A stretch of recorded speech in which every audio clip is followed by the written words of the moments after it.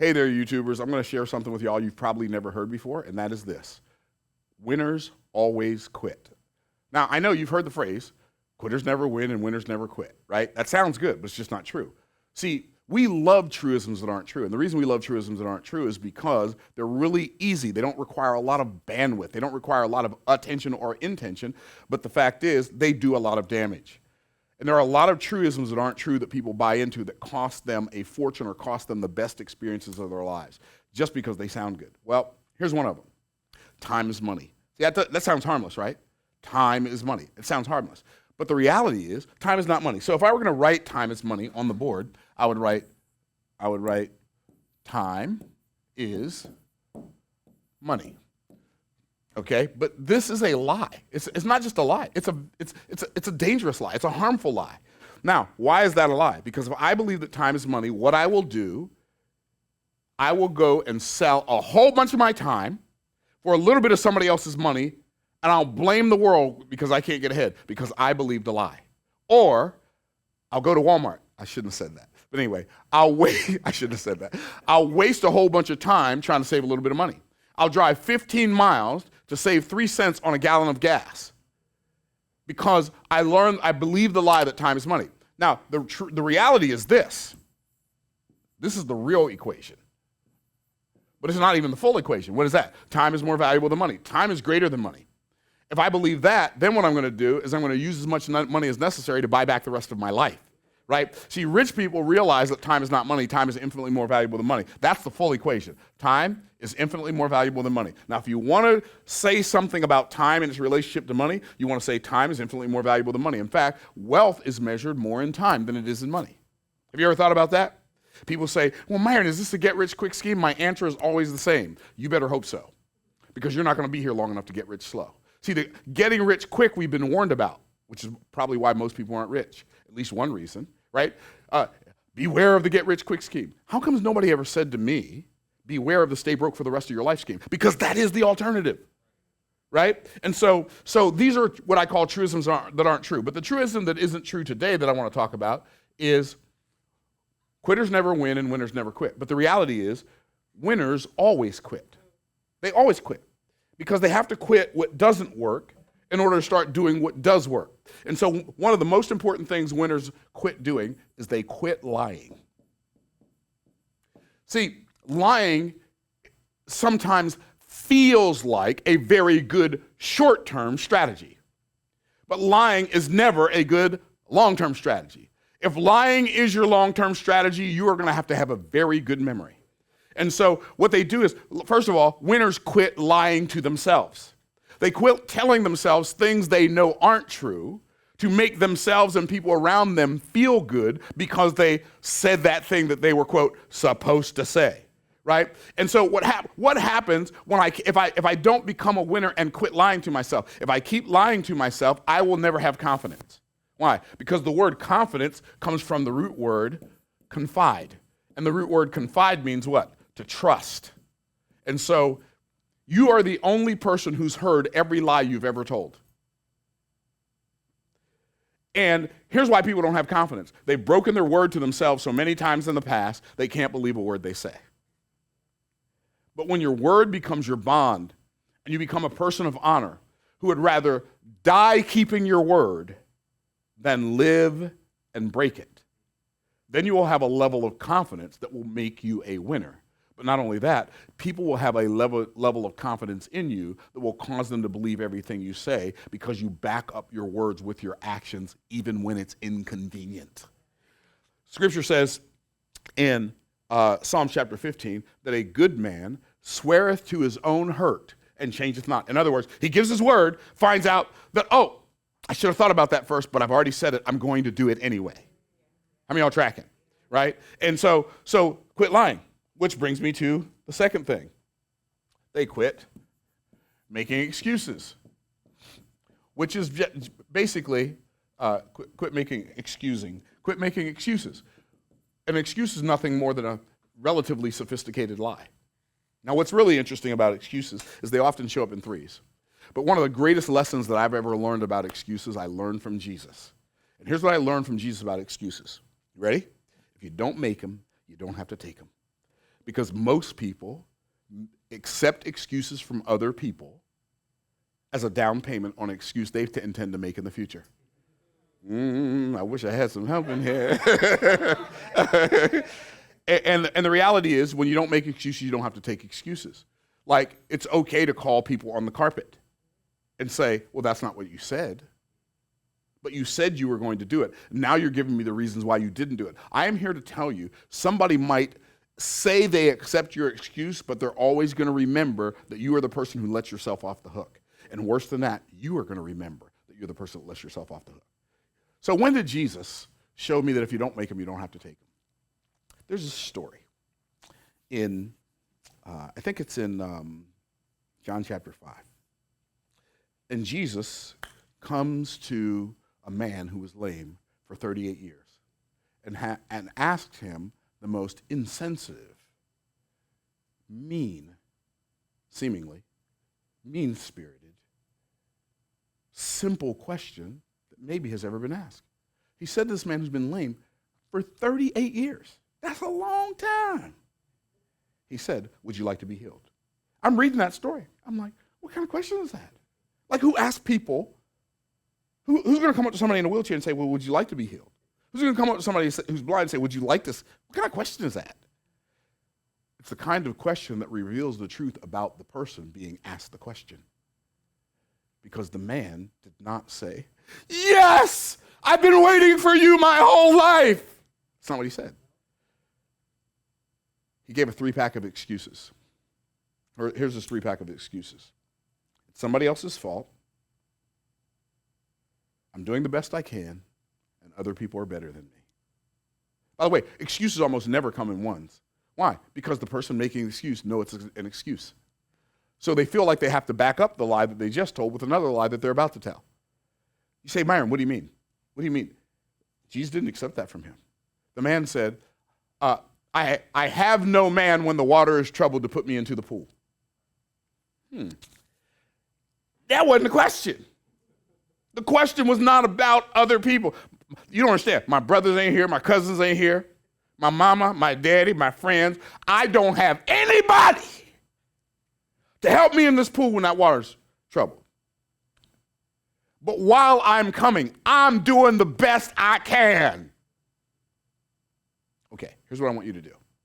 The next time you get your bill from the electric company, don't write a check and put it in the envelope and send it to them. Write an excuse. See how long your lights stay on. You say, what's your point? My point is, excuses never matter. They don't matter. You write an excuse to the electric company, you're going to be living in the dark. You write an excuse to the water company, you're going to be living with no water. Why? Because there's not a business in the world that will accept an excuse in the place of a result. So, he said, I'm doing the best I can. While I'm coming, what did he say? Other people are better than me. Somebody else steps in before me. So other people have the ability, but I don't have it. And here's what Jesus did with his excuse. He ignored it.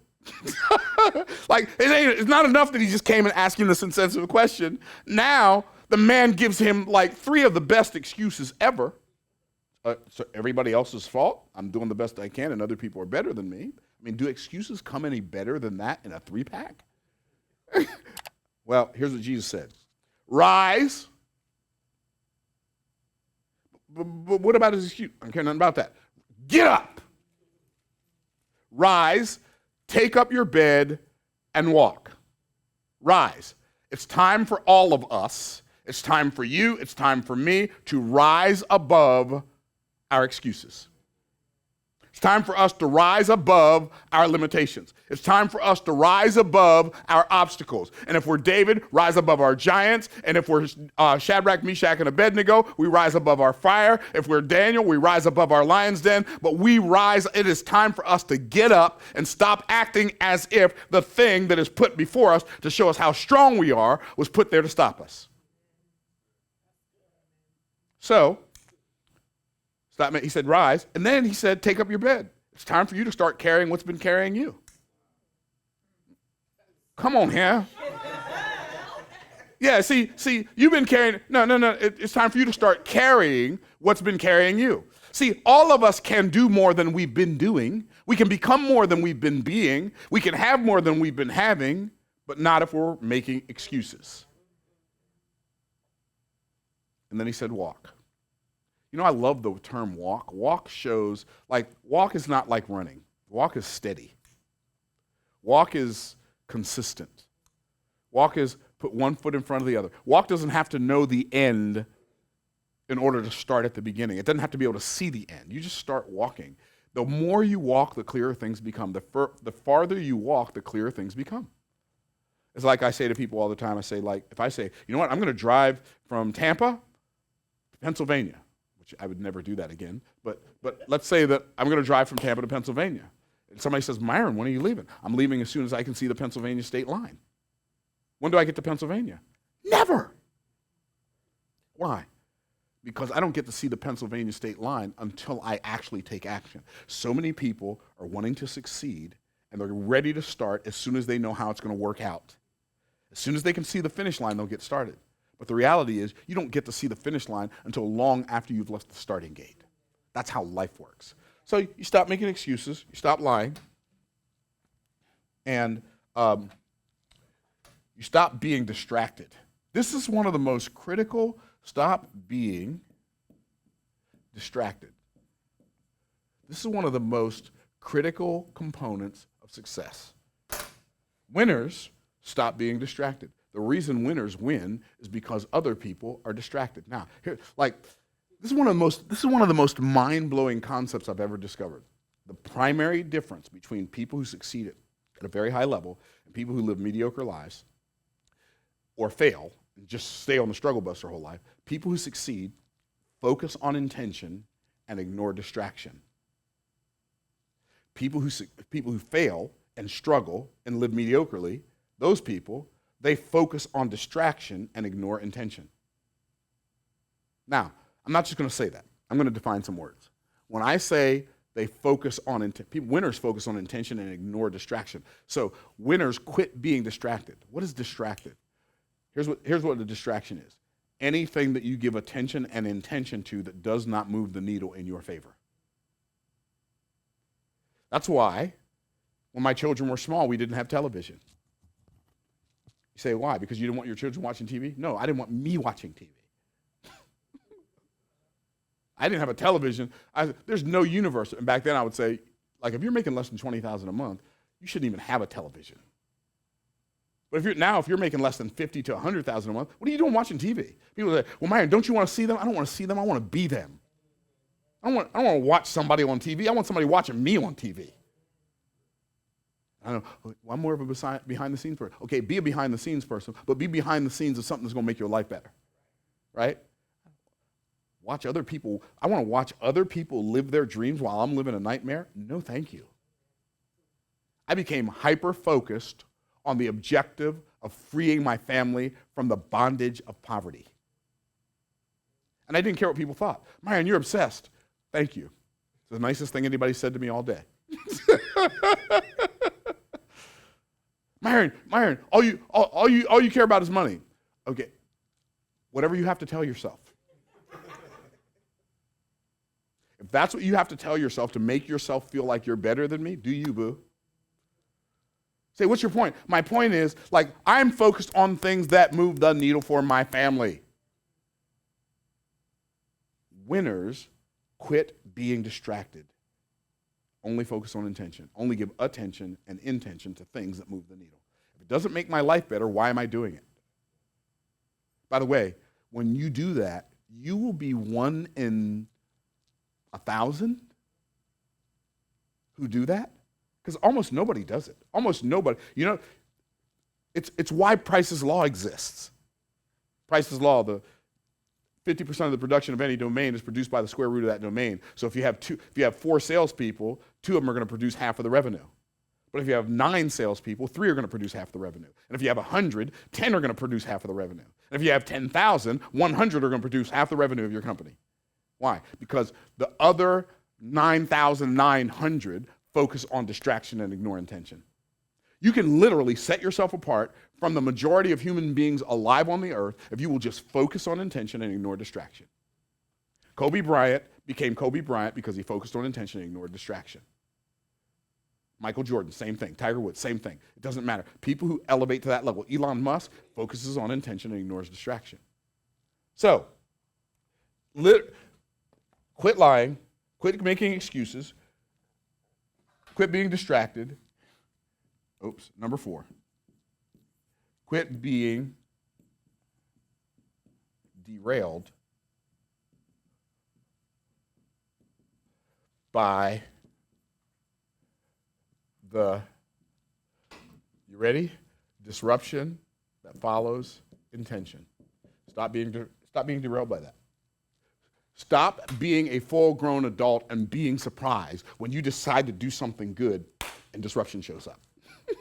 Well, of course disruption shows up. That's how life works. In what way does life work that way? Every way. In the beginning, God created the heaven and the earth, and the earth became without form and void, and darkness upon the face of the deep. Do you think God just put that in there because he was just saying, well, I want chapter 1 to be more than one verse? He's showing us the process of creation in Genesis. He tells us he created the heaven and the earth. He tells that in Genesis 1:1. Genesis 1, verse 2 through 31, that's showing us how he did what he did. Why? Because he made us to be like him, and he's giving us a pattern. And here's what he said. Creation begins with intention, and then disruption follows intention. And then the Spirit of God moved upon the face of water. Then you have to find a source of inspiration. And God said, let there be light. And so now we need to find illumination. I need to learn something that I didn't know before. And God separated the light from the day, and the light he called day, and the darkness he called night. We need separation to completion. In the evening, we need separation. But then he said, in the evening and morning were the first day, segmentation to completion. God didn't save any of day one's work for day 2. He gave us a pattern. Disruption always follows intention. It's so fascinating. Joseph had a dream. What happened after that? His brothers threw him in a pit. They wanted to kill him, and then some Midianites came and took him out of the pit and sold him into slavery. How's that for a dream? Are y'all tracking? And then, as if that's not enough, right? Because it gets more better. David gets anointed to be the king of Israel, and when David's anointed to be the king of Israel, Saul spends like 12 years with a contract on his life. Disruption always follows intention. I shared this with a friend of mine last night on the phone. Jesus gets baptized in the Jordan by John the Baptist. Get it? Baptized. Okay, never mind.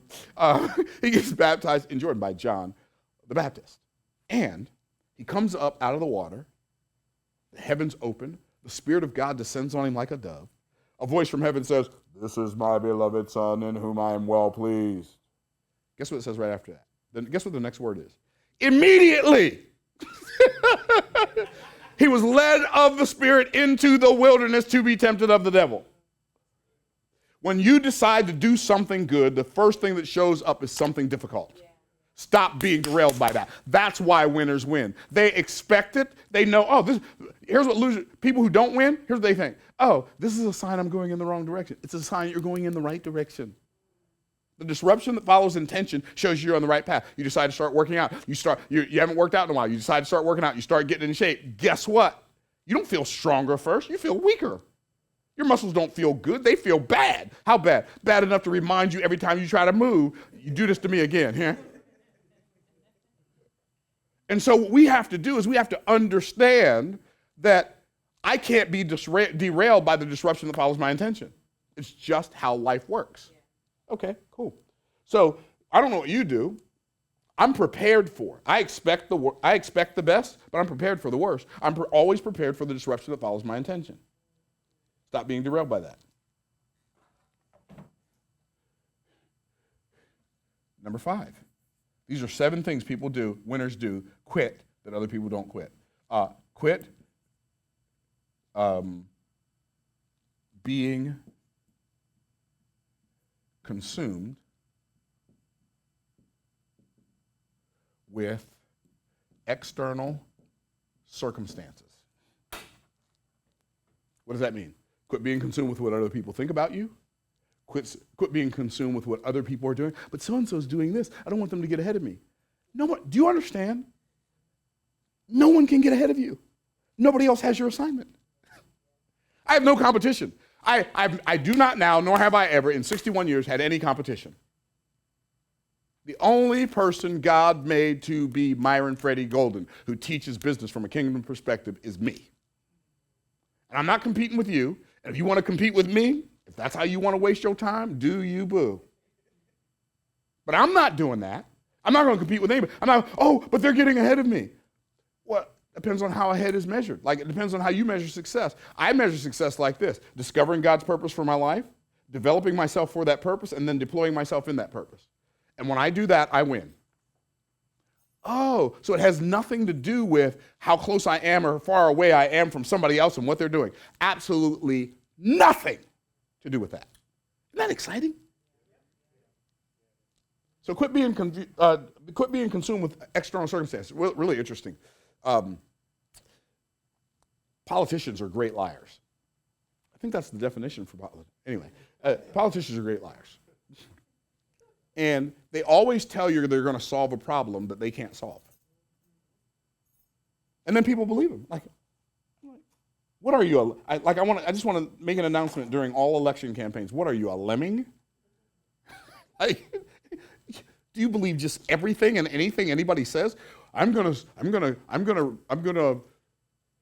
solve income inequality. You lying. Because income is the result of something. Income is the result of value creation. So in order to solve income inequality, you have to solve value creation inequality, and you can't do it because everybody don't care to create the same amount of value. Right? But anyway,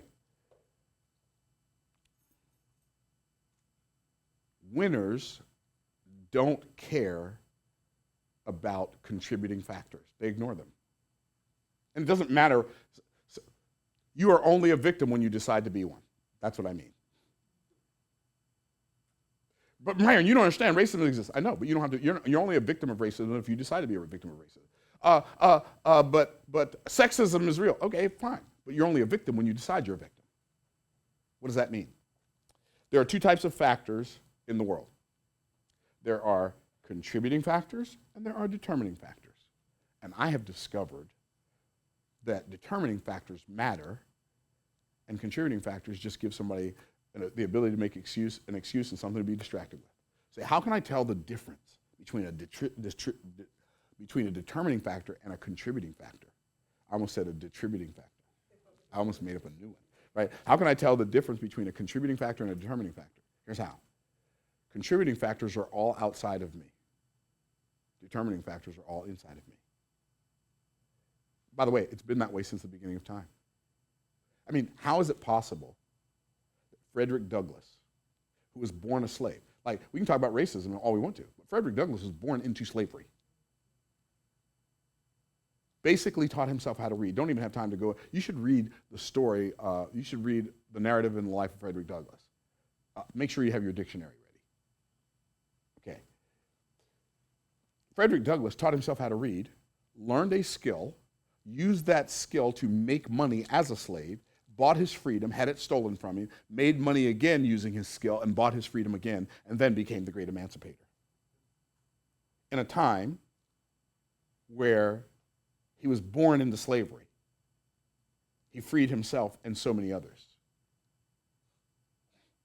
Why? Because he understood that contributing factors, slavery, is outside of me. Determining factors, my freedom is a must for me. That's a determining factor. When I was a child, I had polio as an infant, and so I walked with a limp. Other kids made fun of me, and like I used to have a chip on my shoulder, and I used to have this attitude. I used to like have this temper that you would not even be able to imagine. And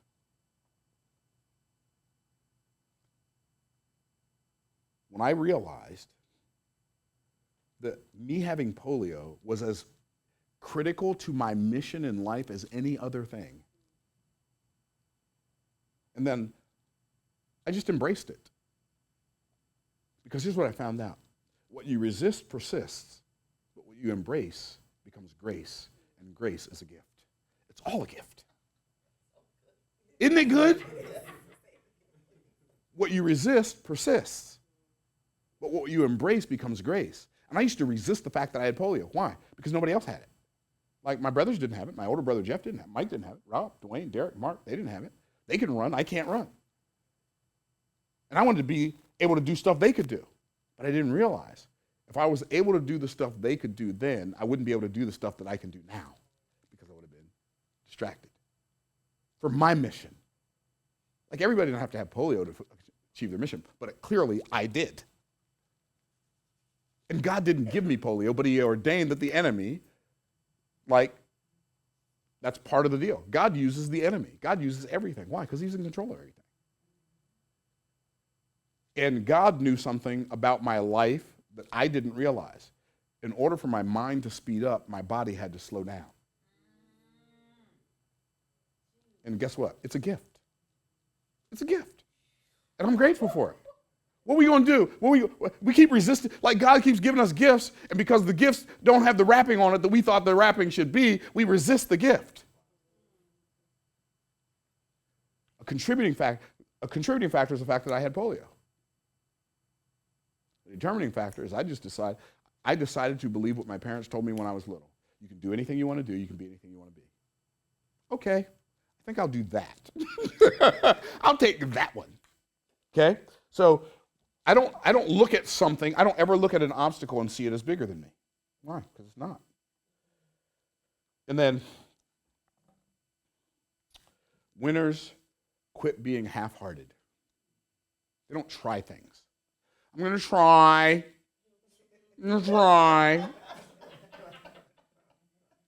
So, are you going to be coming to the event? I'm going to try. Why don't you just quit lying and just say, I ain't coming? We can be through, right? Tell me yes or tell me no, but tell me now I got to go. But whatever you do, don't try.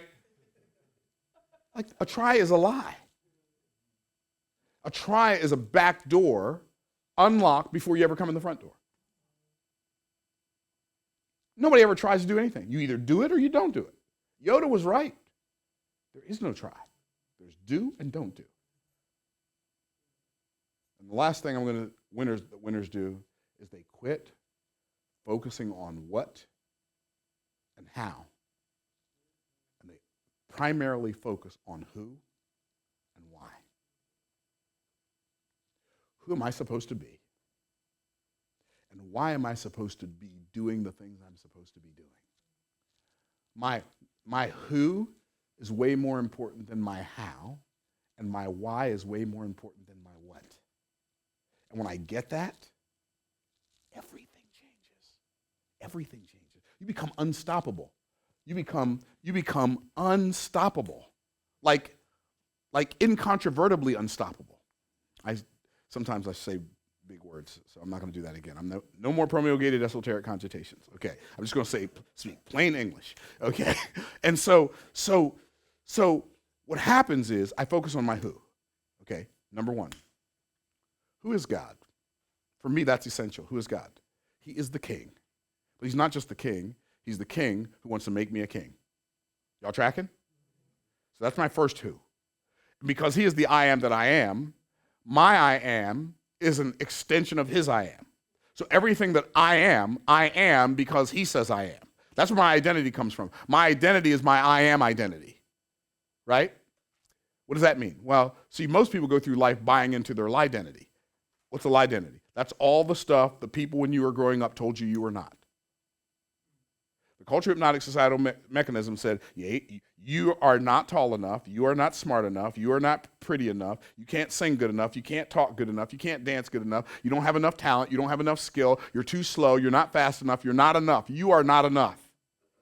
That's your identity. Do you understand? You are perfectly manufactured for your purpose, and you're the only one in the history of the world who ever was. How about that for being a one of a kind? Then what you do is you manufacture a my-identity to overcome the lie-identity. And so now you attempt to make people believe you're something that you're not. How many of y'all know what I'm talking about? And so what happens is we try to manufacture this my-identity. We go around flexing all the time because we need people to believe something about us. But when you yield to the I am that I am, and you accept your I am from the one who is an identity, the one who is the ultimate identity, when you receive your identity from him, now you only care about two things. Who does he say I am, and who do I know I am? And everybody else can misunderstand me all they want to. I don't even have time to care. Here's what it says. Philippians chapter 2. Let this mind be in you, which was also in Christ Jesus. What mind is that? Who, being in the form of God, he knew who he was. Thought it not robbery to be equal with God. Knew exactly who he was, but watch this. Then it says, but he made himself of no reputation. What does that mean? He didn't care if you knew who he was. He didn't need you to believe in who he was for him to believe in who he was. People say, I don't believe in God. That's fine. He believes in you. Don't believe in him. I am an atheist. Congratulations. You told me who God was before you told me who you are. When you said, I am an atheist, you gave me God's name before you told me your title. That's how essential he is to everything. So that's why I don't have an identity. I don't have an identity. Like, I don't need anybody to think anything about me. I just am who I am and who God knows I am. I don't buy into the identity. The identity of, well, he's black and he's colorblind and he's ADD and ADHD and ABCDEFG. If I went to school now, they send me home with the whole alphabet. Your son has the alphabet. That's what they'd say. Right? I'm colorblind. I'm just dyslexic. And I had polio. It can't run. But I'm uniquely designed for my purpose. See, I'm so cool with that, I don't want to fool with that. I'm cool with it. And so what you have to do is you have to be consumed with your who God is, who you are, who you've been sent to serve. That's a who. Who have you been sent to serve? Because as I understand the purpose of life is to seek first the kingdom of God and his righteousness. What is the kingdom of God? I yield my life to God as the sovereign king of my life. He makes me the king over an assignment. I rule over my assignment with sovereign authority. I use the assignment that I rule over to serve the people I come in contact with. That's it. When I meet somebody, when I'm having a conversation with somebody, when I'm engaged with somebody, I am here to serve them. In my mind, I'm here. If I'm at a restaurant and I'm eating food and I've got a server waiting on me, they're serving me food, my endeavor is to serve them love and light and life. That's my goal. That's my objective. That's what I'm focused on. I'm focused on them while they're focused on me. That's how God set it up. When we get that, it changes the game forever. Focus on your who. Then you focus on your why. Why do you do the things you do? And you're going to see another video from me because I'm going to create another video called Why I Do What I Do. Because what I do is relatively unique. Why does Myron talk about business all the time? Why does he talk about the Bible all the time? Why does he talk about money and the Bible? And what do those things have to do with each other? I'm going to do a video called Why I Do What I Do. And then you'll understand it. It'll make sense. It already makes sense to me. If you get it, yay, go team. If you don't, we'll wait for you. You'll catch up. So I hope this video helps you to understand winners always quit, but quitters don't always win. So quit the stuff that's not serving you and helping you serve your people, and quit quitting the stuff that's going to work, and quit the stuff that never has worked. Hope this helps you. Thanks for joining us. Peace out, Cub Scouts.